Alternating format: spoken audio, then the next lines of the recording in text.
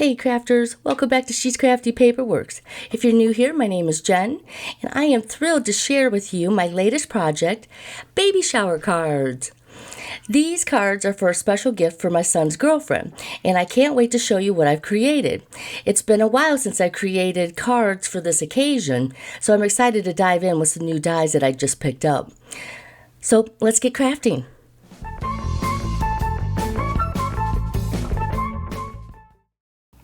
I'm using a gift box that I had picked up from Spellbinders, and with that it holds, I found 4 to 6 cards, and I'm going to aim for 4 just because I'm going to use a lot of dimension. So I'm already die cut one with blue accents, one with pink accents, and 2 that were more on the gender neutral side. So I'm going to start with the one for the blue card, and I'm just scoring that at 4 1/4. That's cut in half from an 8.5 by 11.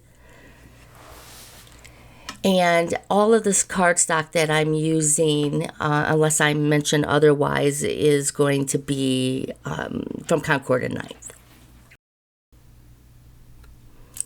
I'm just taking my A2 dies from Spellbinders, and I'm just going to do an inside panel for the card just because the card base that I'm using is a little bit darker. So I'm going to use a lighter shade in, I believe this one is powder, and that's going to be the inside panel, but I'm also using it to make an outside panel for the card front.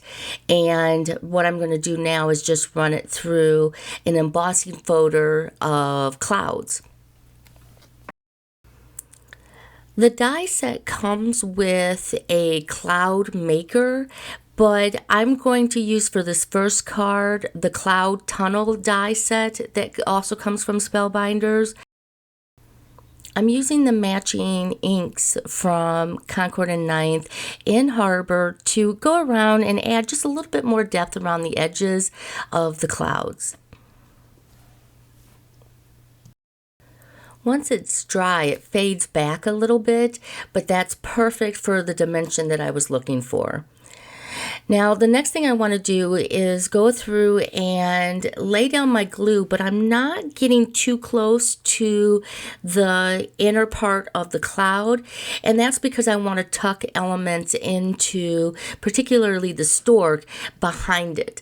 So I'm going to make sure that I don't glue it completely down, just where it's at the edges. Assembly for the die set is really straightforward and comes together rather quickly. So that's what I'm doing right now. I'm just putting together right now the stork, and once I get his beak on, then I can start assembling the baby bundle. I think my son's girlfriend will really like having a set of these on hand. She comes from a large family and she has a large friend group, and she's come to me a couple times in the last year, and of all the cards that I make, I just don't normally make baby cards, and so it's nice to have those available, and this set really is easy, and I think one of the more cost-effective dies just because of the different styles that you can do with it and the purpose that it serves. After I attached the arm to the outside of the blanket, then I added the blue cap to his head, and I decided instead of doing the die cut for the back of the eyes, I would just use my micron pen and fill in the dots with black ink. And now I'm just attaching the hat. It's a 3-layer hat, so once you get the first layer, you're going to add the label, and then the thing that covers the label. What I'm doing right now, though, I got sidetracked, and that was determining whether or not I wanted to add booties.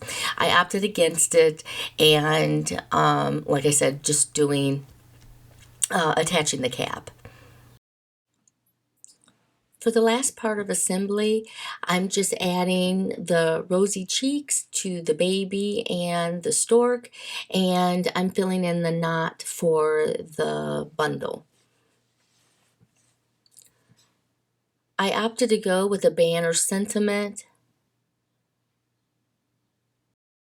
For the inside sentiment, I opted to go with a Pink Fresh Studios stamp set, and unfortunately this particular stamp had a flaw on it. It happens. I don't like it when it happens to me, but it was something that I could resolve by taking an embossing tool and using that and dipping it into the ink and kind of filling in the blank spots. All I needed to do was stamp my label on the back, and then the card was done. It's so cute. For card number 2, I went more gender neutral with this one, and the set comes with, in addition to the bonnet and the booties, it also comes with a diaper. And so I added for this card the cloud dies that I was talking about earlier to do the white layers and one layer in the powder blue.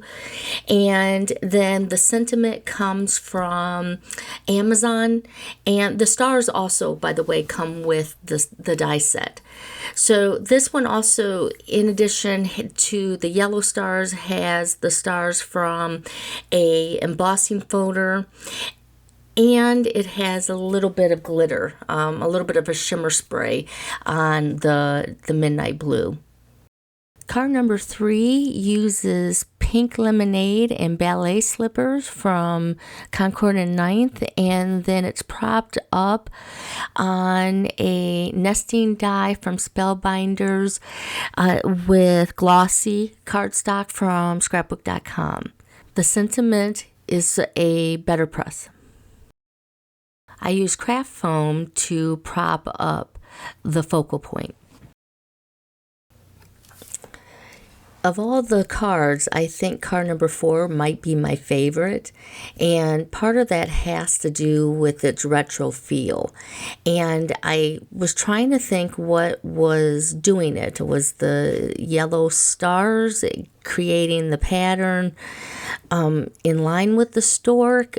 But I think it's the squashed oval dies for the focal point, and I think it's just bringing it together. But I didn't know how much I was going to love these nesting dies. The dies are from Lisa Horton, by the way, but just as a reminder, I'm not affiliated with any companies. I'm just a crafter, and I come on here to share education based off of my experience. As always, thanks for watching, giving a thumbs up, and subscribing.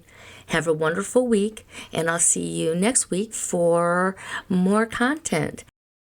Take care, everyone. Bye-bye.